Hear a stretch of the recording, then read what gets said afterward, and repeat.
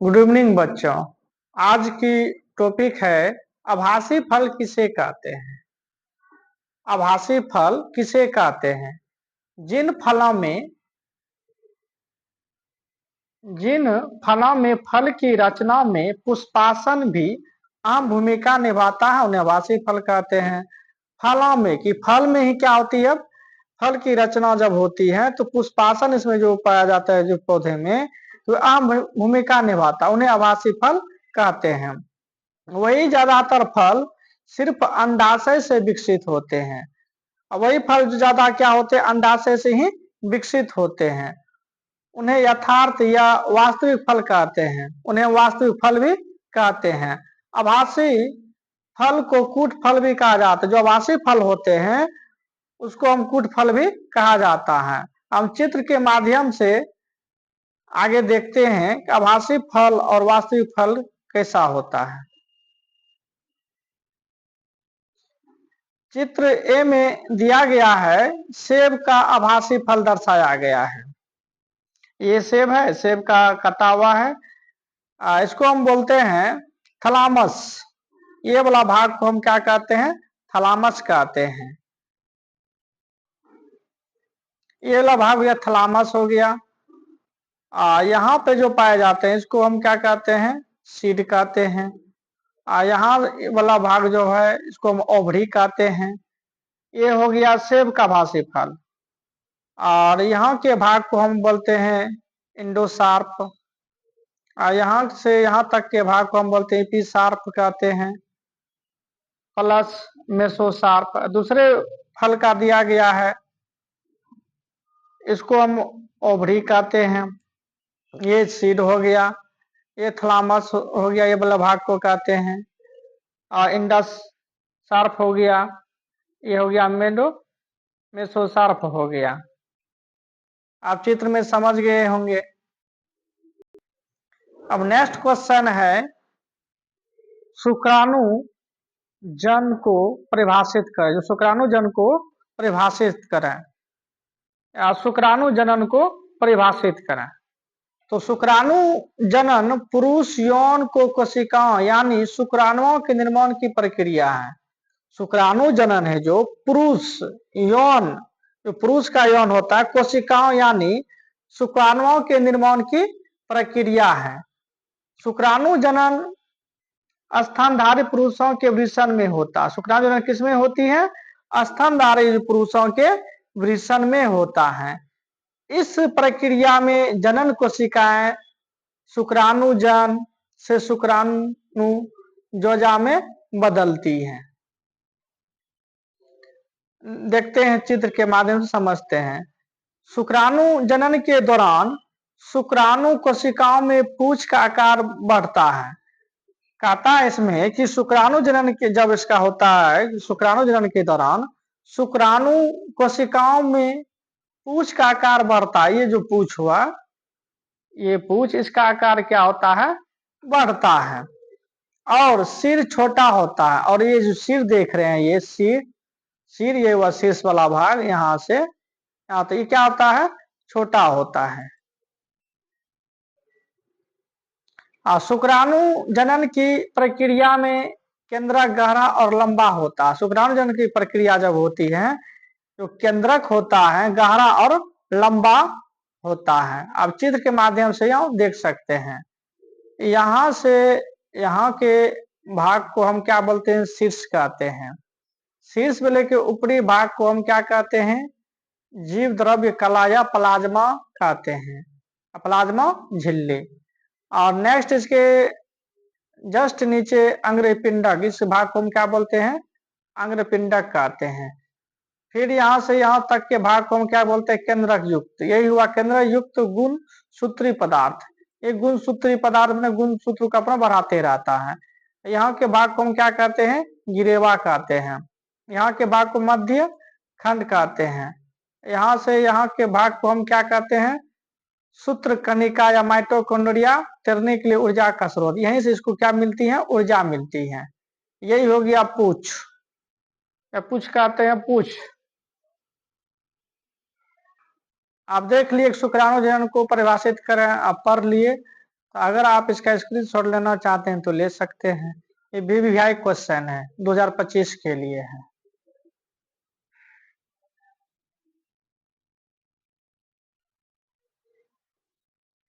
Next question है कि DNA का द्विगुणन या प्रतिकरण लिखिए।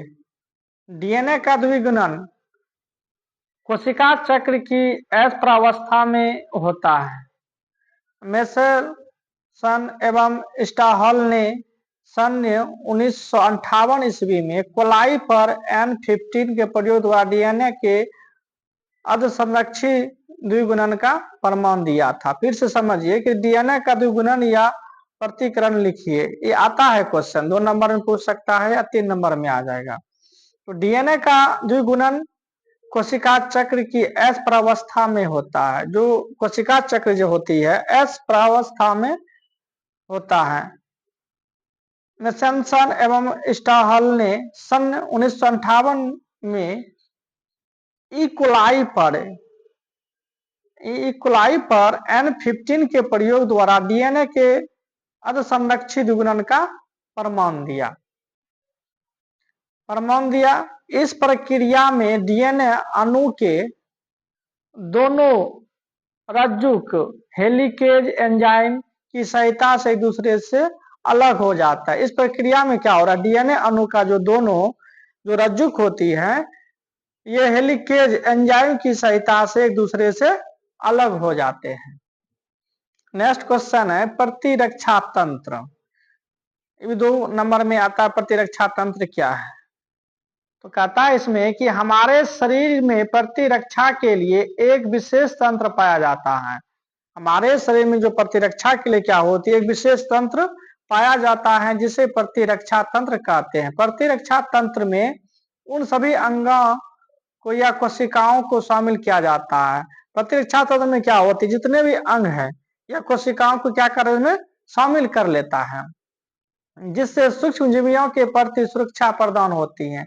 इससे क्या जो सूक्ष्म जीव होती हैं इसके प्रति जो सुरक्षा प्रदान होती है। प्रतिरक्षा तंत्र 2 प्रकार का होता है। आता है प्रतिरक्षा, ऑब्जेक्टिव में भी आएगा। प्रतिरक्षा तंत्र कितने प्रकार के होते हैं? प्रतिरक्षा तंत्र है जो 2 प्रकार का होता है। पहला हो जाता है अवशिष्ट, दूसरा हो जाता है विशिष्ट। इतना आप लिख सकते हैं। अभी हम आप सबको सिर्फ जो वीवीआई क्वेश्चन है जो 2025 में आ सकता है इसी के बारे में भी हम चर्चा करते हैं। नेक्स्ट क्वेश्चन है न्यूक्लियोटाइड पर एक टिप्पणी लिखें। एक छोटा टिप्पणी किएगा 2 या 3 नंबर में, तो आप आसानी से लिख सकते हैं। क्या है टिप्पणी? तो देखते हैं।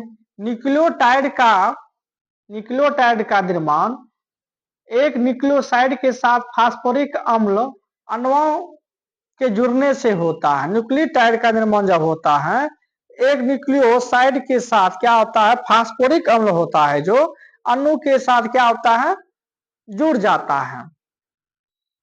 यह फास्फोरिक अम्ल न्यूक्लियोटाइड की शर्करा अणु के तीसरे कार्बन अथवा 5वीं कार्बन से जुड़ता है।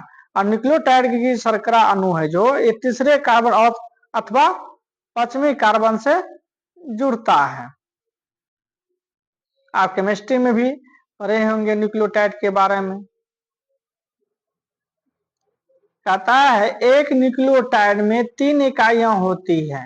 एक न्यूक्लियोटाइड में कितनी इकाइयां होती हैं? ऑब्जेक्टिव में आ सकता है कि एक न्यूक्लियोटाइड में कितनी इकाइयां होती हैं।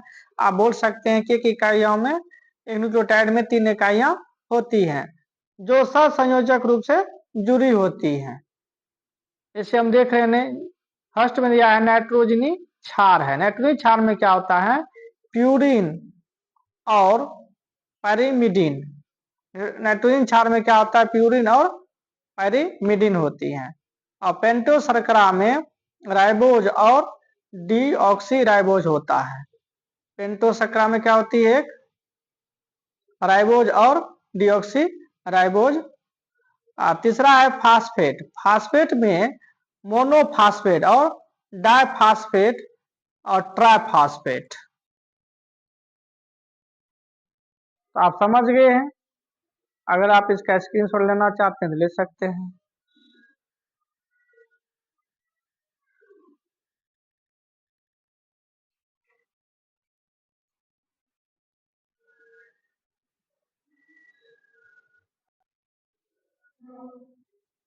देखते हैं एपिडिडाइमिस, यह लगभग 6 मीटर लंबी, पतली तथा अत्यधिक कुंडलित नलिका होती है।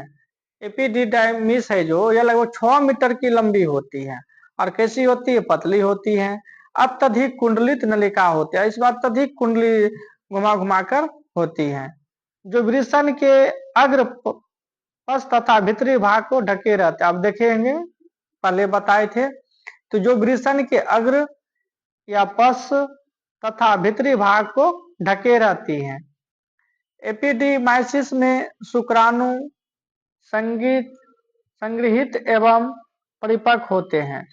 एपिडिडाइमिस में शुक्राणु क्या होती है? इसमें संग्रहित एवं परिपक्व होते हैं, इसमें पूरा संग्रह हो जाते हैं, माने जमा हो जाते हैं इसमें और परिपक्व होते हैं। नेक्स्ट है कि शुक्रवाहिनी। शुक्रवाहिनी क्या है?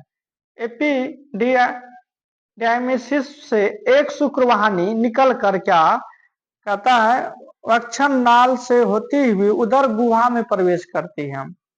शुक्रवाहिनी के बारे में देखते हैं। फिर एपिडिडाइमिस से एक शुक्रवाहिनी निकलकर वक्षण नाल से होती हुई उदर गुहा में प्रवेश करती है। शुक्रवाहिनी मूत्रवाहिनी के साथ फंदा बनाकर मूत्र मार्ग के अधर भाग में खुलती है। शुक्रवाहिनी क्या करता है? मूत्रवाहिनी के साथ फंदा बना लेता है, फंदा बनाकर मूत्र मार्ग के अधर भाग में जाके खुलती है। नेक्स्ट है कि संकलन वाहिनी। शुक्राशय से दो छोटी पतली भित्ति वाली वाहिनियां प्रोस्टेट ग्रंथि से होकर मूत्र मार्ग में खुलती है, संकलन वाहिनी कहते हैं। शुक्राशय से दो छोटी पतली भित्ति वाली वाहिनियां प्रोस्टेट ग्रंथि से होकर मूत्र मार्ग में खुलती है, इन्हें संकलन वाहिनियां कहते हैं। नेक्स्ट है पेनिस। यह नर मैथुन अंग है, यह नर मैथुन अंग है पेनिस। मूत्र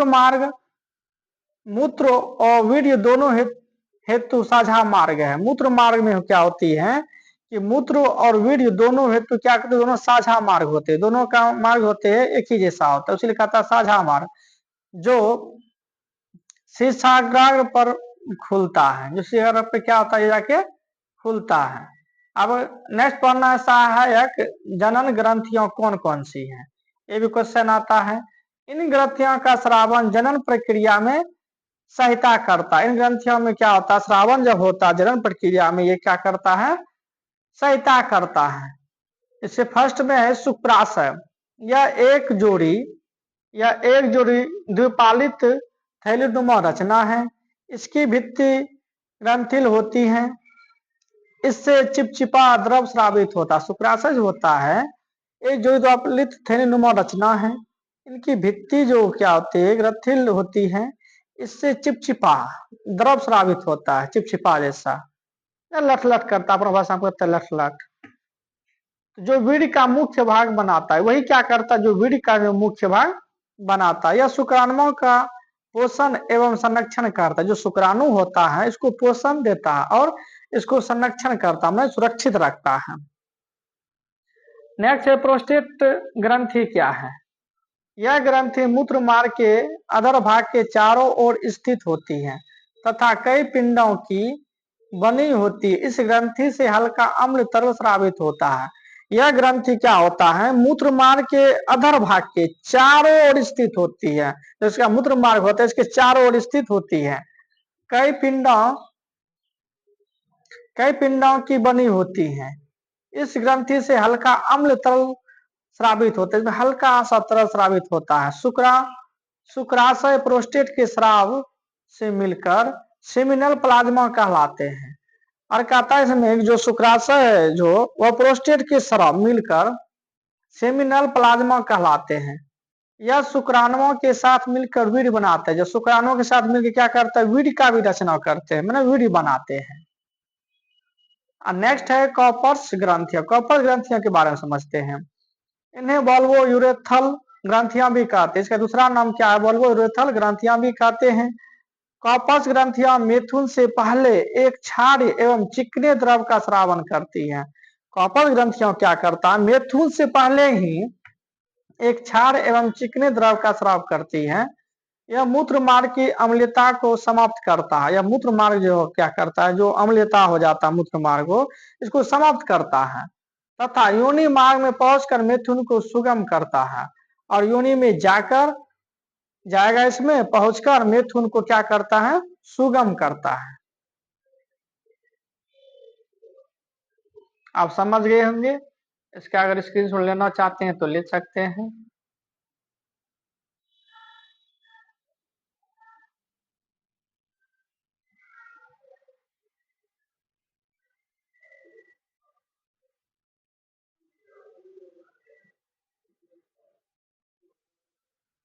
ये क्वेश्चन बहुत इंपॉर्टेंट है, ये बार बार क्वेश्चन आता है, आप इसे देख सकते हैं। मानव जीवन का महत्वपूर्ण टॉपिक है ये।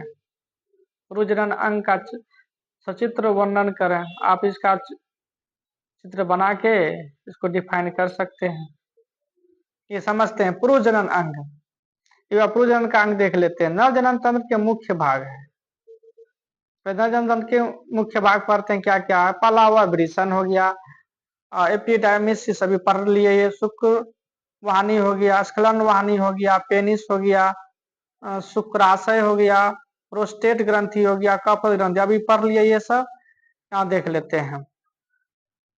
ये हुआ वृषण कांच, ये हुआ वृषण यहाँ पर। वैसे ये हुआ अग्रछंद हो गया, ये हुआ शिश्न मुद्रण हो गया। ये हो गया मूत्र मार्ग हो गया। शिशन या लिंग कहते हैं जिसको, ये लिंग का ही भाग है। कुशल प्रोस्टेट हो गया, यहाँ पर पाया जाता है। शुक्र वाहक हो गया तो यहाँ पर है। मूत्राशय का मार्ग यहाँ हो गया, और शुक्राशय का भाग कहाँ पर, यहाँ पर है। अब मूत्रवाहिनी कहाँ हो गया, मूत्रवाहिनी का भाग ये भी है, मूत्रवाहिनी का ही भाग है। अब इधर देखते हैं। स्खलन वाहिनी हो गया, यहाँ पर है। अब मलाशय हो गया, मलाशय का भाग ये पर हो गया, यहाँ पर मलाशय। ये हो गया गुदा हो गया। ये क्या हो गया, कर्णमुंड पंथ या ग्रंथि कहते हैं। अब वृषण के बारे में जानते हैं। वृषण पुरुष के प्राथमिक जनन अंग है। वृषण है जो पुरुष के क्या एक प्राथमिक जनन अंग है। ये एक जोड़ी होते हैं तथा उदर गुहा के बाहर वृषण कोश में स्थित होते हैं। ये एक जोड़ी होते हैं और उदर गुहा के बाहर वृषण कोश में क्या होते हैं, स्थित होते हैं। वृषण अनेक कुंडलित नलिकाओं के बने होते हैं। वृषण जो होते हैं बहुत सारा कुंडलित नलिकाओं से बने होते हैं, जिन्हें हम शुक्र जनन नलिका कहते हैं। उसी को हम क्या कहते हैं, शुक्र जनन नलिका कहते हैं। जो अनेक नलिकाओं से बने होते हैं उन्हें क्या कहेंगे, शुक्र जनन नलिका कहते हैं हम। शुक्र जनन नलिकाओं में शुक्राणुओं का निर्माण होता है। शुक्र जनन नलिकाओं में शुक्राणुओं का निर्माण होता है। शुक्र जनन नलिका वृषण जालक में खुलती है। शुक्र जनन नलिका होती है, कहाँ जाकर खुलती है, जालक में खुलती है। ऑब्जेक्टिव में आ सकता है कि शुक्र जनन नलिका है कहाँ खुलती है। आप बोल सकते हो शुक्र जनन नलिका है जो वृषण जालक में खुलती है। वृषण जालक से 16 से 20 पतली पतली शुक्र वाहिकाएं निकलकर एपिडिडाइमिस में खुलती हैं। कहता वृषण जालक जो 16 से 20 पतली पतली शुक्र वाहिकाएं निकलकर क्या होती है, एपिडिडाइमिस में जाके खुलती है। वृषण शुक्राणु, शुक्राणु के बोलते स्पर्म बोलते हैं। तो वृषण जो शुक्राणु का निर्माण का कार्य करते हैं। वृषण जो हुआ शुक्राणु निर्माण का कार्य करते हैं। वृषण क्या करते हैं, शुक्राणु निर्माण का कार्य करते हैं। कि शुक्राणु के जब इसका निर्माण होता है स्पर्म का, वृषण ही कार्य करते हैं। ये विशेषकर टेस्टोस्टेरोन हार्मोन का निर्माण करते हैं। इसमें से एक हार्मोन विशेषकर जो टेस्टोस्टेरोन हार्मोन का निर्माण करते हैं, जो जनन में क्या होते हैं, सहायक होता है। तो सहायक नर जनन अंग कौन कौन से हैं, तो सहायक नर जनन अंग इनमें से सहायक नलिका और ग्रंथि क्या होते हैं, शामिल हैं। सहायक नर जनन अंग इनमें सहायक नलिका और ग्रंथि क्या है, इसके बारे में आप अच्छे से समझ गए होंगे। अगर इसके लेंगे तो ले सकते हैं।